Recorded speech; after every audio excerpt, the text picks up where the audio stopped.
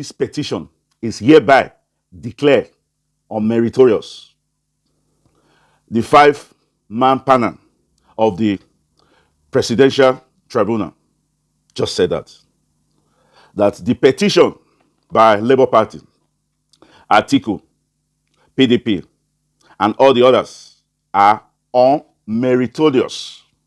What was the reason that they gave? Remember, this five-man panel is headed by Aruna Sumani. There's five-man panel. And the reasons that they gave is as follows. I will read. That Peter Obi has failed to prove that ringing took place in the 2023 presidential election. That overvoting took place and other malpractices. Peter Obi failed to prove it. That Peter Obi was talking about generic. That Peter Obi did not specify. For example, if there is an outbreak of fire in a market, it's wrong for you to say the fire burned the market. No, you should specify the stores which those fire has affected. So Peter Obi did not specify those polling units that malpractices took place, as if Peter Obi is the police officer to investigate these malpractices that have taken place. Number two, it said the portion of Peter Obi's petition is vague. It's not clear, vague. I wonder which other thing is not clear. Remember, we said over 18,000 INEC reports were blood. Those were not vague. It was Peter Obi's petition that was vague. And also, they said the petition was imprecise, nebulous, buried of particular materials. They also went further to say that Shettima was validly nominated by APC. That Shettima was right, that he was not involved in double nomination. Then they also went further to say that no evidence. Tinubu was convicted in the US for drug trafficking. They are not saying it was not as if he was convicted or not, but there's no evidence. And also went further to say that the indictments, the arraigned, the trial, and convicted in the US, not in Nigeria. That the 460,000 was a forfeiture that he was asked to pay is a civil matter, not a criminal matter. Imagine you were driving a car and you jump the red line and you get a ticket to pay for that infraction that you've done. It's not a criminal act, it's an infraction. You've been asked to pay a fine. The same thing like when you jump the red light. So exactly what they are saying, that the $460,000 was a civil matter, not a criminal matter. They went further to say that INEC cannot be forced to transmit election results electronically. INEC, nobody should force them to transmit results electronically. And nobody did.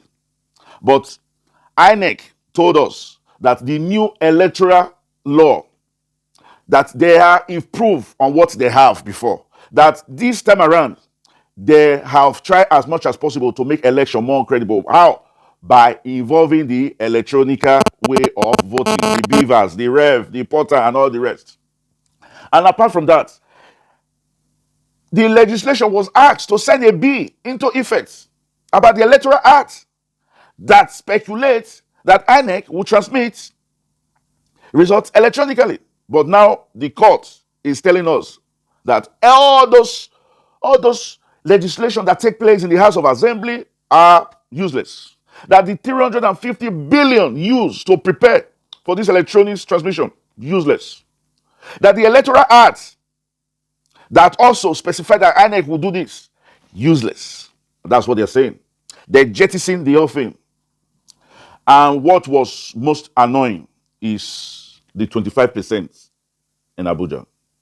They said Abuja is not a special state. Let me use it word. Abuja is the minister of Abuja. Like any other state. So why can't we call him the governor of Abuja if he's just like any other state? This were the reasons that they gave.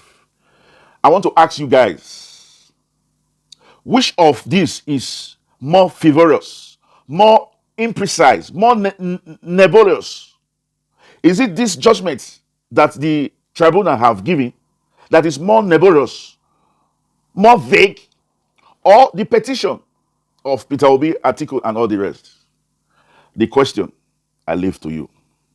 With that, I say good morning, good afternoon, and good evening. This is Ini TV.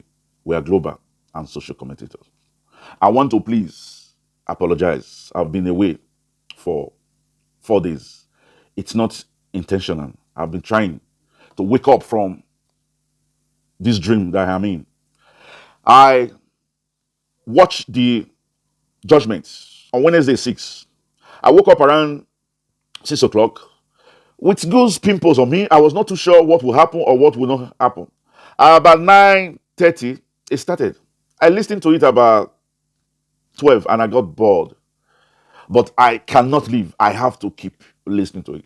So I was not even surprised that a lot of senior advocates, lawyers, journalists in court were also sleeping. It was the most burden and long judgments I've ever seen in my 53 years on earth. It was so broad that half of those in court were sleeping. And when the judgment finally came at about 9:40 something p.m., I was psychologically dead. I could not even go to work. I had to phone and told my line manager, a lie, I'm sick. I can't come to work. I was sick, really. The next day, the symptom manifests. I cannot do nothing. I stayed my bed throughout. I was not able to talk to nobody. I was not able to do a video. It was only some few days back that I began to get used to this predicament that we are in, situation that we are in. The constitution has been murdered. Nigeria as an entity has been killed. How can a lawyer, a judge, jettison the constitution for one man? How can the 5 panel headed by Aruna tell us the constitution does not matter? How come Haruna tell us that the electoral act does not matter? That INEC could do whatever they like and whatever they pleases, and nobody will ask them, not even the courts. How can we? What is the basics of having a constitution if it's to be jettisoned when it's against you? How can we say we are a country? The constitution is like the pillars that hold a country. And when you tell us, it does not matter. In this case, we jettison it. What are you telling Nigerians? That they could go to hell and burn to ashes. Like now, I understand why the world said Nigeria is the most corrupt country in the world. It's not an understatement. It's a fact. It's truth. A lot of people have called me and said, Peter Obi should just forget about the whole thing. This country is not ready. Those at the helm of affair, those few people at the helm of affair are not ready to push the country into track, to push the country into the right track. Let Peter Obi just rest. I was beginning to think like them. Peter Obi, by all standard, is a millionaire. Anyhow you look at it, European, Africa, is a millionaire. Peter Obi can afford to live in the best place in the world. Peter Obi can afford to have the best houses in the world. Peter Obi can afford to have the best security he wants. So why would Peter Obi kill himself? Why? A lot of people called me and were asking me. They have jettisoned because it was clear. If you jettison the constitution, what is the basics as a country? What is the basics of a country? You know, I have been thinking, and a lot of people calling me, asking me these questions. I want to reply you guys now. I've had enough time to think. And I've come to the Constitution. A battle fought and lost is better than no battle at all. So I am advocating to the Labour Party. I am telling Peter Obi, please go to the Supreme Court. Fight this battle to the last. Fight it until you have exhausted all options, all opportunity. Then you can say, yes, I did my best. But this country is not ready to fall into the right track. This country is not ready to do the right thing. Not by the majority of the people, but for just few people that uses their position, that uses their wherewithal, that uses their political will to subjugate, to choke the country, so that the country remain poor, so that the country remain wretched, so that the country remain in a state of buhaha. Yes, Peter Obi, we are advocating that you pursue this battle to the logical conclusion until you reach the end of the world. Then you, as an individual, will know, I have done my best. Remember the saying, those who make peaceful changes come naturally cannot avoid when violent changes come. So, Peter Obi, push it to a logical conclusion by going to the Supreme Court. I personally don't have hope in the Supreme Court, but push it to the end so that you know I have done my best. History will be on your side as one of those that have tried to change this country. And obedience should please follow Peter Obi. This is the thickest part of this journey. This is the hardest part of this journey. And have done a retrospective thinking for the past 2-3 days. And I've come to the conclusion of what Peter Obi said, that the criminality is so fixed, rooted in our system, in our country, that it will be difficult to uproot it in just a year. So we'll keep going bit by bit. And I also want to let Peter Obi encourage him that while he's pursuing his case to the Supreme Court, he should prepare for the next presidential election. And I also want to let him know that PDP is not helping matters at all. For PDP, journey to fight is even making his own case a little bit more difficult. Because PDP also went to the tribunal and said, we won too. Peter Obi is saying, I won, because there was a lot of malpractices. And PDP is saying, I won too. That makes it a little bit difficult for Labour. You know, I had a meeting with some group of people. I participated in their platform, and I asked a question. Labour, as a new party, was not able to have personnel in all the polling units. If they were able to have personnel in all the polling units, it's the same thing. They will have just collate whatever they have together. Now that the courts have said Tinubu is the lawful president of the Federal Republic of Nigeria, now is the time to bring out all what your agent collates. Bring it out to the public. This is what we got in this state, in all the 36 states. The numbers you got. Publish it out. Because now it's no longer an offense if you publish what you got. Now that the judiciary have had a say in this matter. So I want to quickly ask obedient Labour Party and all those that care for good governance. The battle is going to be a long one. It might even take a decade before Nigeria find its course, before Nigeria comes into the right track. Rome was not built in a day. And that is why we will not, and we cannot, and we shouldn't think of changing Nigeria in a year. So I'm asking Peter Obi, the Labour Party, to pursue to the Supreme Court. Imagine them telling us that before the judgment, that the DSS will be all out, the military will be all out. Was that not a clue to tell us that they already knew what the judgment would be. You know, Tinubu's lawyer, San Olani Peku, has hinted that this is how the judgment will be. So, but some of us, we're still hoping that it's not so difficult to do the right thing, but we were wrong.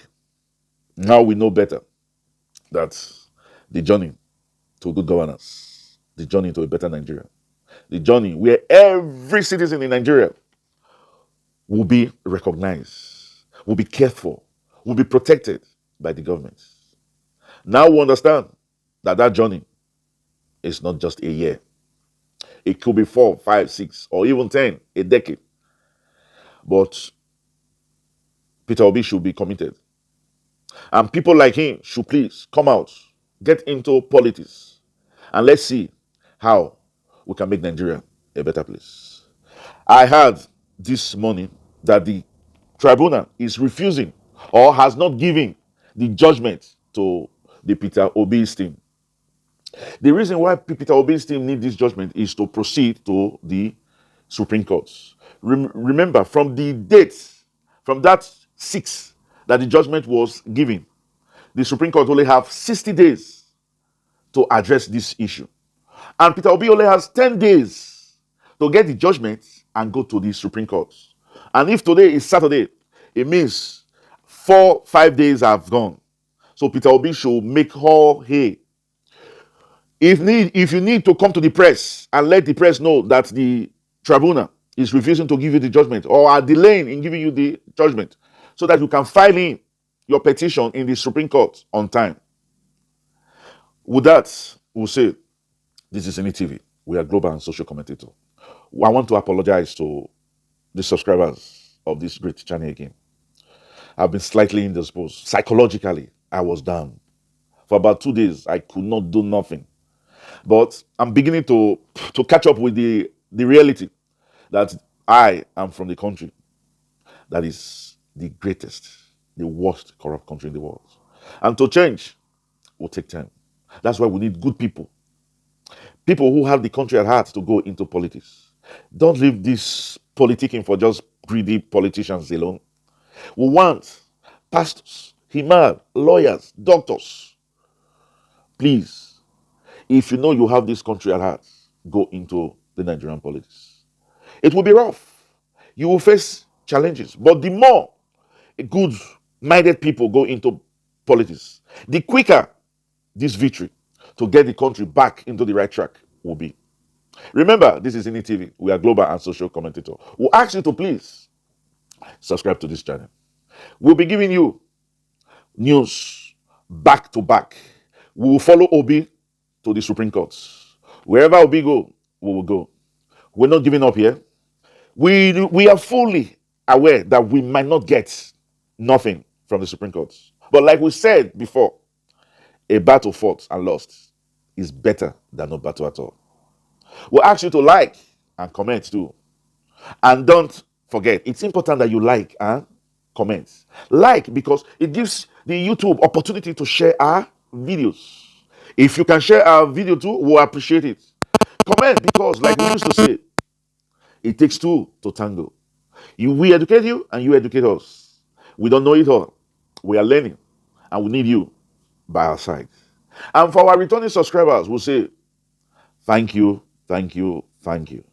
We love you, but God love you most. And as it is the culture in this channel, we will catch you when we make the next video. Until then, we'll say, chooks, ciao, au revoir, adios, hasta la vista, bye-bye, thank you.